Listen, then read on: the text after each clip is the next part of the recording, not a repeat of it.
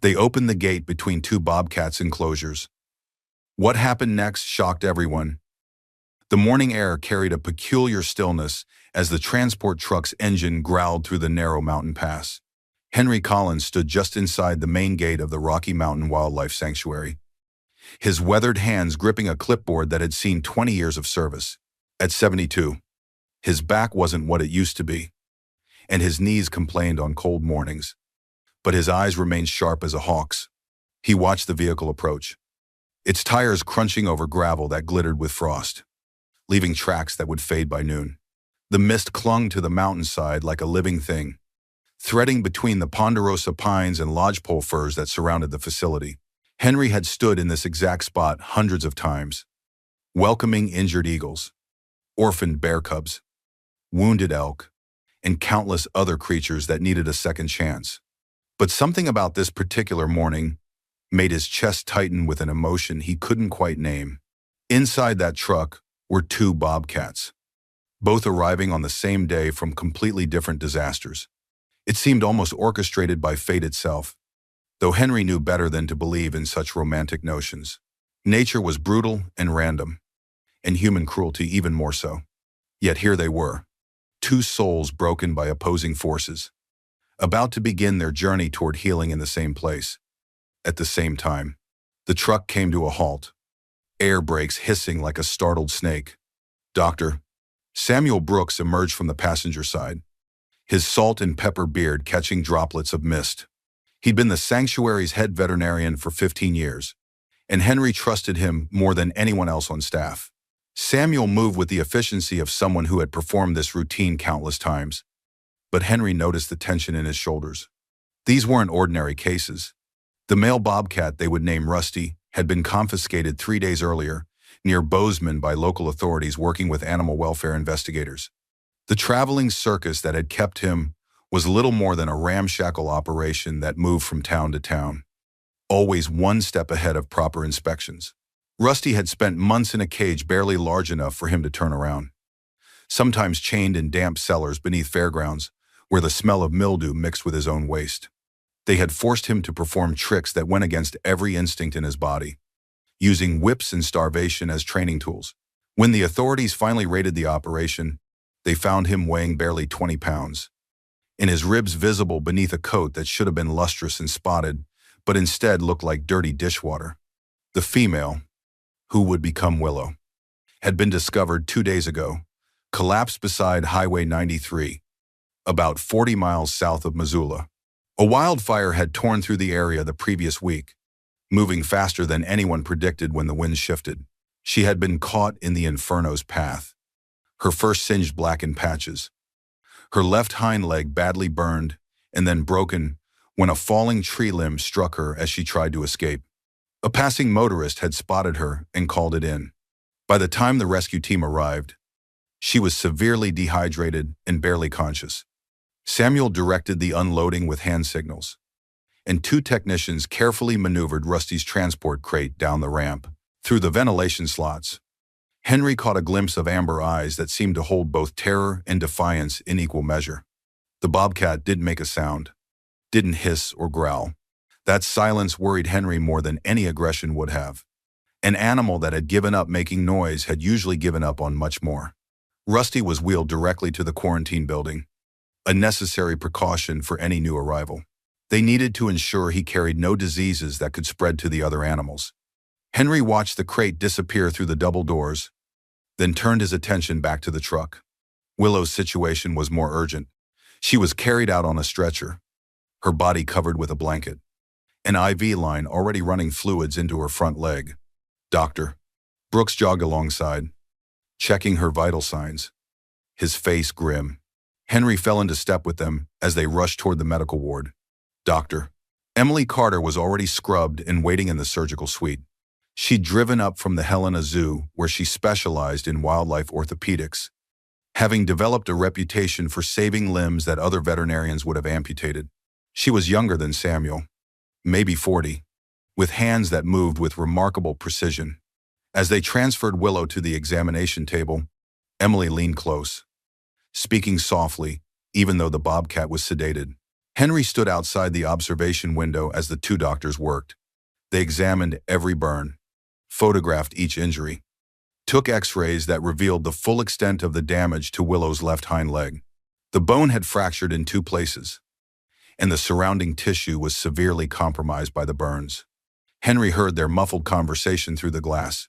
"We could amputate," Samuel said, his voice carrying the weight of someone who had made such decisions before. "She'd survive. Three-legged cats can live full lives in captivity." Emily shook her head, her fingers gently probing the damaged leg. "A bobcat needs to climb. It's not just about survival, it's about quality of life. Lose a leg, lose the forest. If there's any chance at all, we save it." Samuel was quiet for a moment, then nodded. "Your call. But it's going to be a long road. The long roads are the ones worth traveling," Emily replied. That decision set in motion a sequence of medical interventions that would span weeks.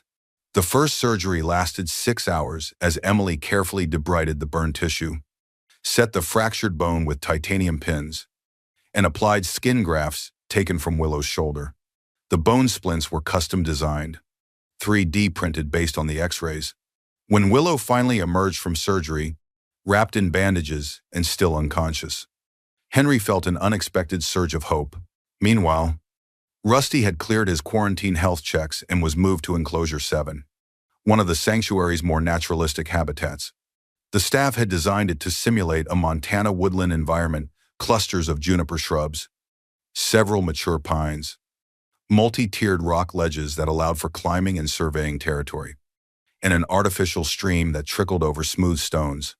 There were multiple shelter boxes, each filled with clean straw, giving Rusty options for where to hide.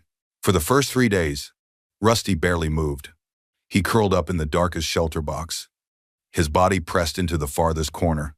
The staff left food near the entrance, but it remained untouched. Henry checked on him every few hours, never getting too close, never making sudden movements.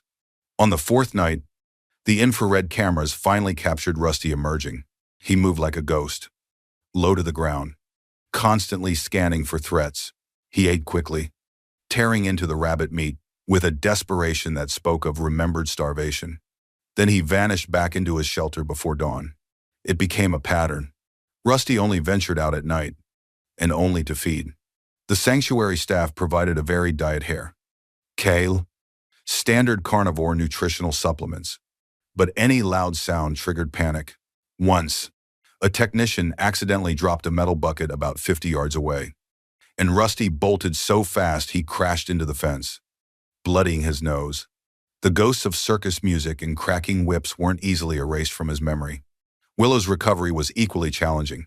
After the initial surgery, she underwent 7 more procedures over the following weeks: adjustments to the pins, replacement of infected grafts, drainage of fluid buildup.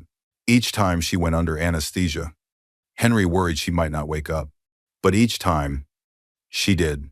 Physical therapist Jack Turner designed a rehabilitation program that seemed almost impossibly ambitious. Jack had worked with professional athletes before transitioning to wildlife rehabilitation, bringing techniques that seemed unconventional but proved remarkably effective. He set up a series of shallow pools where Willow could exercise her leg with reduced weight-bearing stress. He built climbing drills with adjustable difficulty levels, starting with gentle ramps and gradually increasing the angle and complexity. Willow proved to be a determined patient. Even on days when Henry could see pain etched in every line of her body, she completed her exercises. But she had her own ghosts. The smell of smoke triggered complete freezes. Once, when someone started a small campfire near the staff quarters, the wind carried the scent to Willow's enclosure. When Henry arrived, he found her pressed against the back wall, trembling uncontrollably, eyes wide with terror. He immediately had the fire extinguished and implemented a sanctuary-wide policy: no open flames anywhere on the property. As Willow's walking sessions progressed, Henry began to notice something peculiar. Her enclosure was adjacent to the quarantine area where Rusty had been initially housed. Even after Rusty moved to Enclosure 7, the facilities shared a common fence line, separated by about 30 feet and a service road. Whenever Willow faltered during her exercises, Whenever her injured leg threatened to give out, Rusty would appear at his fence. He would pace alongside her, matching her rhythm step for step, as if his movement could somehow support hers. Henry started documenting these moments in his ledger, a leather-bound journal he'd kept since his first day at the sanctuary. In his careful handwriting, he noted, 2 is relearning how to walk, not with legs, but with spirit. Linda Moore, the sanctuary's animal behaviorist, had been observing both bobcats independently. She was a meticulous researcher who believed that understanding behavior was just as important as treating physical injuries.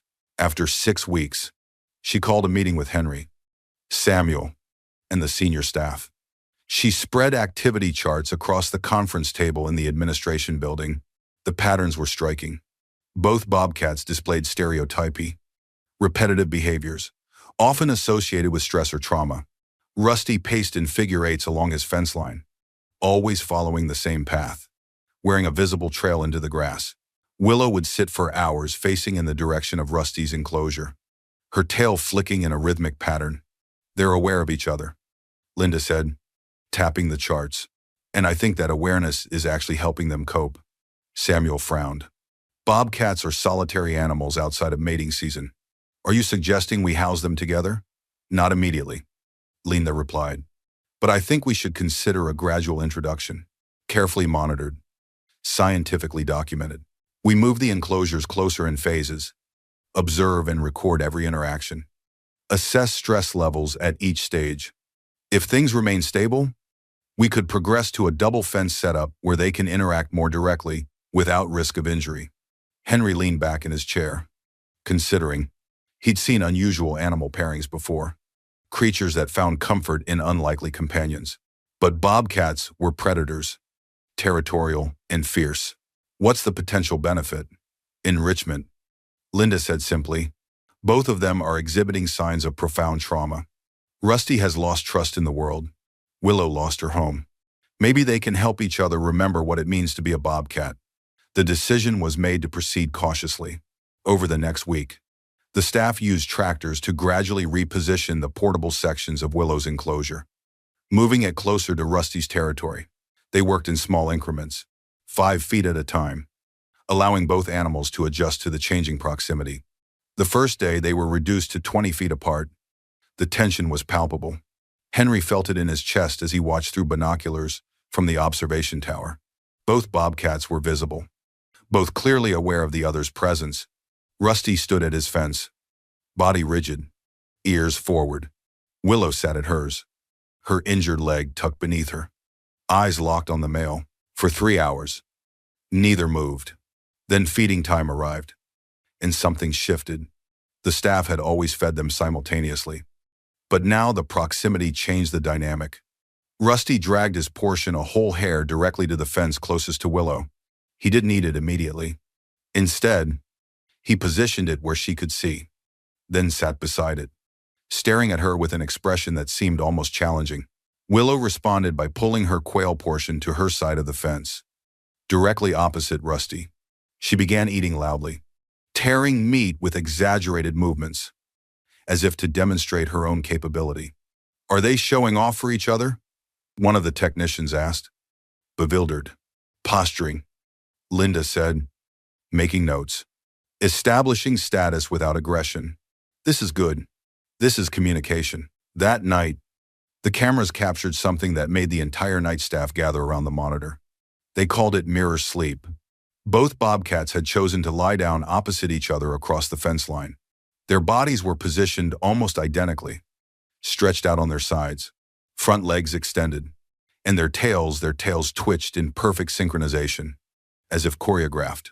The night technician, a young woman named Sarah who'd been with the sanctuary for 2 years, played the footage over and over. Is this a glitch? Tell me this is a glitch. But it wasn't. It was real. And it continued for 3 consecutive nights. On the 4th night, something even more remarkable occurred. Henry had taken to sleeping in the small apartment above the administration building, unable to stay away. At 2 in the morning, his phone buzzed with a message from Sarah. You need to see this. Now.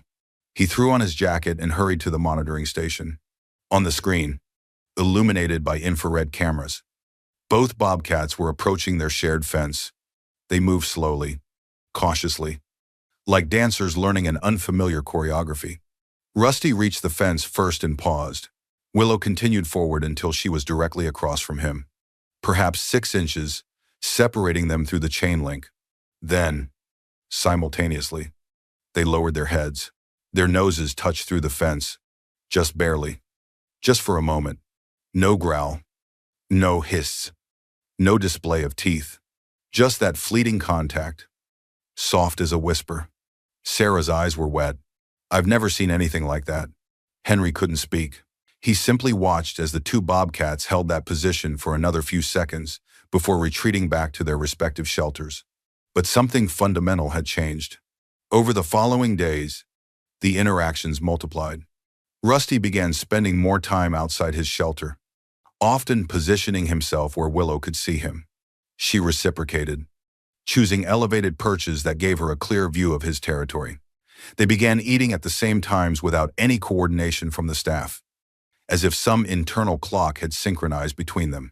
Then came what Henry would later describe as the first kiss. It happened during one of Willow's exercise sessions. A dry leaf had blown into her enclosure, and despite her injury, her hunting instincts engaged. She pounced on it, batting it around with her front paws like a kitten. The leaf tumbled close to the fence, and Rusty approached from his side, watching with what appeared to be amusement. When Willow finally pinned the leaf, Rusty did something unexpected. He reached through the fence with one paw and gently groomed the top of her head with his tongue. Just once. Just for a second. Willow's ears folded back, not in fear or aggression, but in what could only be described as shy pleasure. Linda documented it all. The signs of synchrony grew stronger. They scratched their claws on paired logs at the same times, the sound echoing through the enclosures like forest drums. They rested with their bodies positioned the same direction, legs stretched identically, ears twitching in sync at every distant sound. Linda began recording their vocalizations and discovered they were exchanging chirping calls through the night, not the aggressive yowls of competing bobcats, but soft, conversational sounds. Henry often stood outside the fence line at dusk, watching the 2 of them watch each other. Their eyes held pain that much was undeniable. Rusty's amber gaze still flickered with the wariness of abuse, and Willow's reflected the trauma of fire and loss. But there was something else now. Something growing curiosity, maybe even hope. It reminded Henry of elderly couples he'd known who had suffered tremendous loss, but still reached for each other in the darkness, still yearned for that anchor of connection. After documenting over 250 hours of positive interactions with 0 incidents of aggression across 2 weeks, the team made the decision to move to a double fence configuration.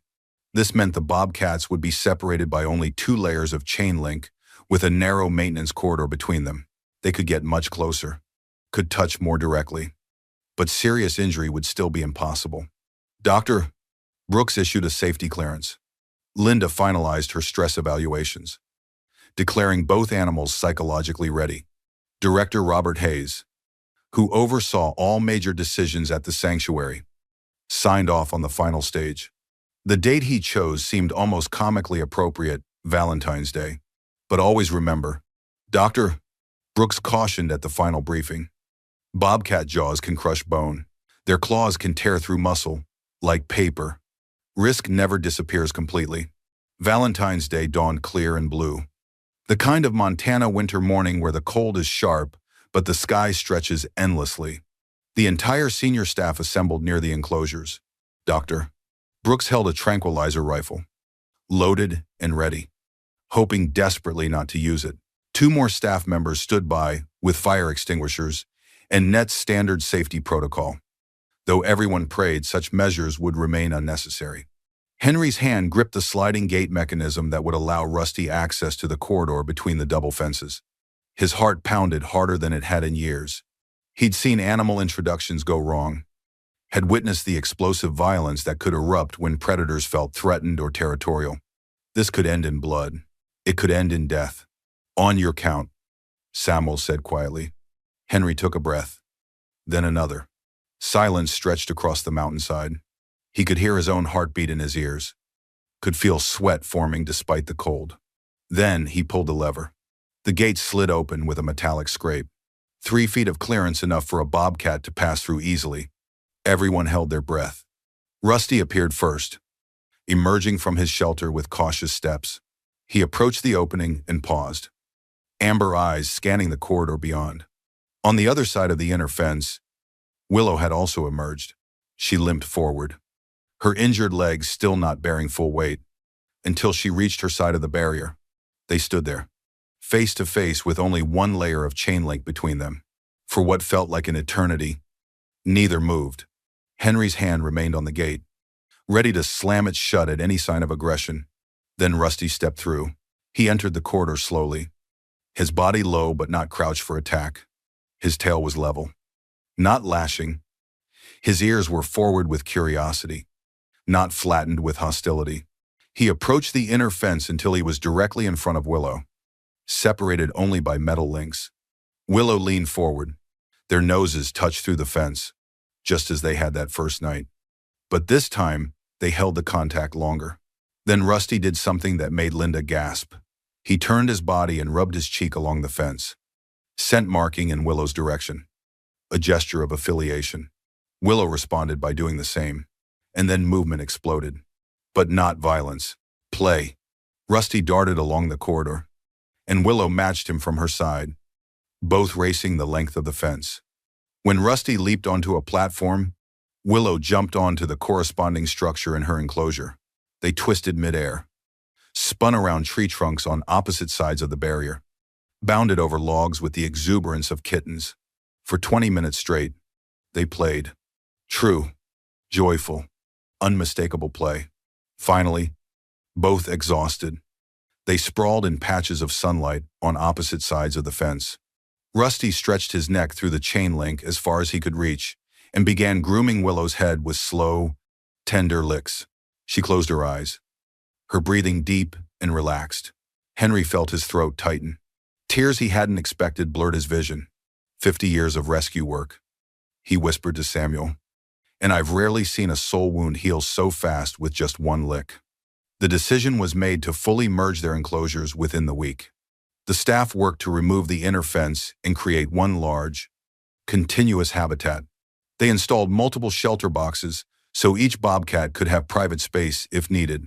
They set up separate feeding stations to prevent resource competition. Every precaution was taken, every safety measure implemented. The cameras continued capturing what the staff now called mirror moments. Both bobcats lying in staggered positions under moonlight, their silhouettes perfectly complementary.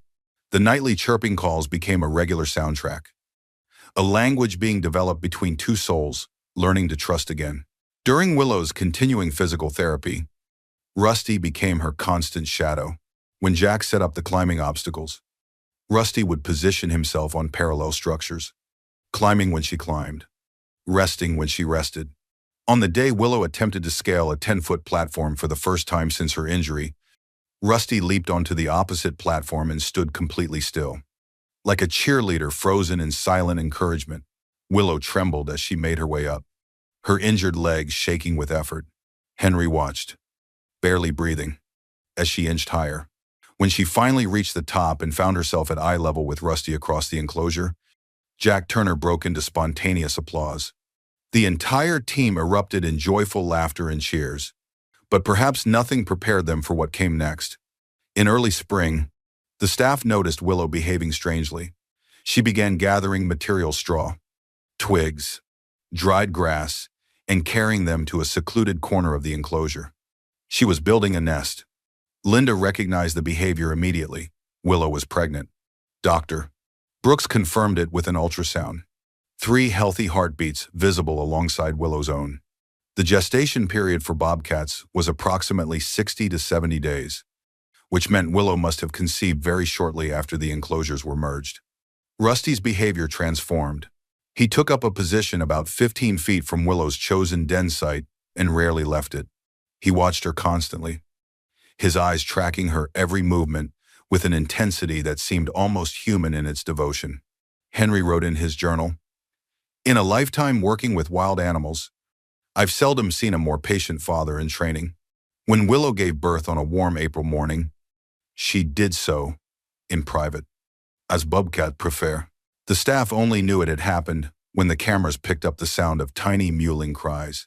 3 cubs, 2 females, and 1 male, each weighing about 12 ounces. Eyes sealed shut, fur already showing the spotted pattern that would become more pronounced as they grew. Rusty revealed instincts that surprised everyone. He began hunting with renewed vigor, skills that had been dulled by circus captivity suddenly rekindling like dormant fire. He caught rabbits, ground squirrels, even managed to bring down a young turkey that had wandered into the enclosure. He would carry his kills to the den area and leave them for Willow. The first time, he misjudged the distance and dropped a rabbit too far from the nest entrance. Willow had to drag it the final few feet, which she did with a look that Henry could have sworn was exasperation. The next time, Rusty placed his offering directly at the den's threshold, laying it down with remarkable gentleness, as if placing a secret offering on sacred ground. The staff documented every moment, both moved and amused by the tender domesticity unfolding before them. As the cubs grew stronger and began venturing outside the den, wobbling on unsteady legs, Rusty remained vigilant. He would groom them just as he groomed Willow, his rough tongue cleaning their fuzzy coats. When they tried to nurse from him, not understanding the difference between parents, he would gently redirect them back to Willow with his nose. But as spring turned toward summer, and a question began weighing on everyone's minds. What next? The cubs would eventually need more space. They would need to learn proper hunting behaviors, territorial skills, all the complex knowledge required for bobcat survival. And Rusty and Willow, having healed so remarkably, deserved more than life in captivity. Even in the most naturalistic enclosure, the sanctuary could provide. Henry called a series of meetings with Montana Fish, Wildlife and Parks officials, representatives from the National Wildlife Federation, and several bobcat behavior experts from universities across the region. The discussions were lengthy and sometimes contentious. Could captive-raised cubs successfully transition to the wild? Could a male bobcat who had spent years in a circus relearn essential survival skills? Could a female who had suffered such severe burns manage in the harsh Montana wilderness? The breakthrough came from an unexpected source, Theodore Richardson, a Montana philanthropist who had made his fortune in technology before retiring to focus on conservation. Owned a 60,000-acre private sanctuary called Silver Creek Reserve in western Montana. He had been following Rusty and Willow's story through news coverage and social media posts from the sanctuary. He made a generous offer: bring the entire family to Silver Creek. The reserve had prey populations, natural water sources, caves, and rocky outcrops for denning, and minimal human interference. It was privately owned, meaning the bobcats would be protected from hunting or trapping. And it was large enough that the family could establish real territory, live as wild bobcats should. The plan took months to finalize. The sanctuary staff began preparing Rusty and Willow for release by gradually reducing human contact. Feeding times became irregular and unpredictable, forcing the bobcats to rely more on their own hunting. Jack Turner built increasingly complex hunting drills, using remote-controlled prey simulators and hidden food caches. They broadcast recordings of Silver Creek's ambient sounds, rushing water, wind through different types of trees, calls of prey species native to the area. Rusty's transformation was remarkable to witness. The emaciated, traumatized creature that had arrived, barely able to survive, gradually became a powerful, confident hunter. His coat regained its luster. His weight climbed to a healthy 35 pounds of solid muscle. The fear in his eyes didn't disappear entirely. Some wounds run too deep for complete erasure, but it was joined by something else: purpose. Willow's injured leg never fully healed. She would always carry a slight limp, and her climbing ability remained somewhat compromised. But she compensated with cunning and patience, developing hunting strategies that relied less on speed and more on stealth and timing. And her cubs learned from both parents, absorbing Rusty's boldness and Willow's strategic thinking. On a crisp autumn morning, nearly 18 months after that transport truck had first rumbled through the sanctuary gates, another convoy prepared to depart. This time, though, the journey's destination was freedom. Henry rode along in the lead vehicle, his heart simultaneously full and heavy. He'd overseen hundreds of releases during his career, but this one felt different. These weren't just animals he'd helped heal. They were a family he'd watched form against all odds. The release site at Silver Creek Reserve was perfect, a meadow ringed with ponderosa pines, a fresh stream cutting through the landscape, rocky outcrops providing elevated vantage points.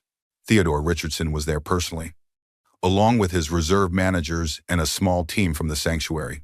They'd brought minimal equipment, just the transport cages and cameras to document the moment.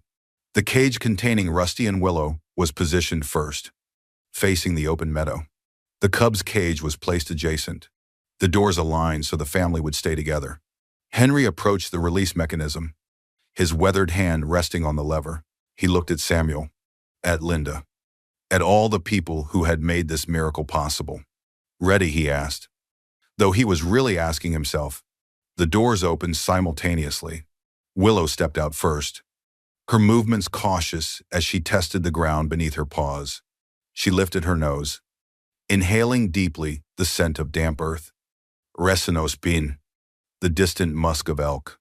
Her ears swiveled, catching the sound of water over stones, wine through branches. A raven's call overhead. Rusty emerged behind her and paused at the cage threshold. He stood completely still for a long moment, his amber eyes scanning the forest that stretched before him. He took one deep breath, so profound that Henry could see his entire body expand, as if he were trying to inhale the entire wilderness, to engrave it permanently into his being. The cubs bounded out without hesitation, their youthful confidence making them fearless. They immediately began exploring, pouncing on fallen leaves, chasing each other in tight circles around their parents' legs. For several seconds, the family stood there in the sunlight, spotted coats gleaming, wild and whole. Then Willow began walking toward the tree line, and her injured leg giving her a distinctive gait but not slowing her down. Rusty fell into position at her flank, exactly where a mate should be. The cubs instinctively spread into formation, one on each side and one trailing behind, the pattern ingrained by months of watching their parents move through their enclosure. At the edge of the forest, just before the shadows swallowed them, Rusty stopped. He turned his head back toward the humans, toward the cages, toward the place that had saved his life.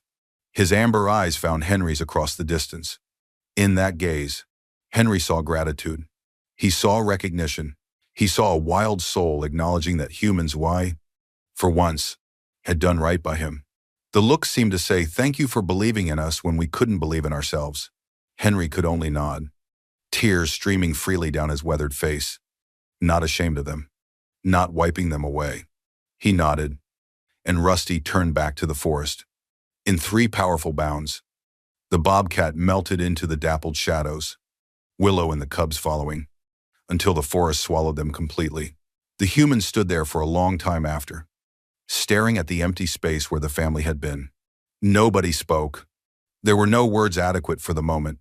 6 months later, the trail cameras throughout Silver Creek Reserve began telling a story. The first image that caught everyone's attention showed Rusty and Willow sitting side by side on a rocky ledge at sunset, their profiles silhouetted against orange and gold sky. Theodore Richardson had it printed and enlarged to poster size. It now hung in the sanctuary's lobby, and every visitor stopped to study it. Rangers reported hearing chirping calls echoing through certain trails on quiet nights, the same conversational sounds Linda had first recorded back at the sanctuary. It was forest music that made listeners smile, a reminder that love and healing could still exist in a harsh world. The following spring, patrol teams spotted a small bobcat troop trailing Rusty and Willow through the reserve's northern sector. The cubs had grown into young adults, nearly ready to establish their own territories, but they still traveled with their parents. And based on Willow's behavior, gathering materials again, seeking secluded den sites, the rangers suspected a second litter might be on the way. The love story that had begun in adjacent enclosures, born from shared trauma and tentative trust, was writing its next chapter in the wild, where it belonged. As for Henry Collins, he continued working at the Rocky Mountain Wildlife Sanctuary even as he approached 80 years old. His back complained more. His knees required a cane on the worst days, but he refused to retire. And sometimes, usually at dusk, he would walk out to Enclosure 7, which remained empty by unspoken agreement among the staff. No other animal was ever placed there. He would stand at the fence line, looking at the space where two broken souls had learned to trust again, where pain had transformed into tenderness, where the impossible had quietly become real. Visitors would sometimes find him there, and if they asked, he would tell them the story of Rusty and Willow, his voice never wavering, the details never changing. Whenever I closed my eyes, he told one young couple who had stopped to listen, and their own hands clasped together. I still see two figures lying side by side in the moonlight, their tails twitching in perfect rhythm. No words needed. No grand gestures required. That alone is enough to know my life was not wasted. That alone is enough to believe healing is always possible, even for the most wounded among us. The couple thanked him and walked away, holding each other a little tighter. Henry remained at the fence a while longer, the Montana wind carrying the scent of pine and distant storms, the same wind that was blowing through Silver Creek Reserve, where two bobcats had proven that love, in its truest form, recognizes no cages, neither the ones built from metal bars nor the ones constructed from fear and pain. As the sun dipped below the mountain ridge, painting the sky in shades of amber, not unlike a certain bobcat's eyes, Henry finally turned toward home, but he carried with him, as he always would, the memory of two souls who had saved each other simply by being willing to try.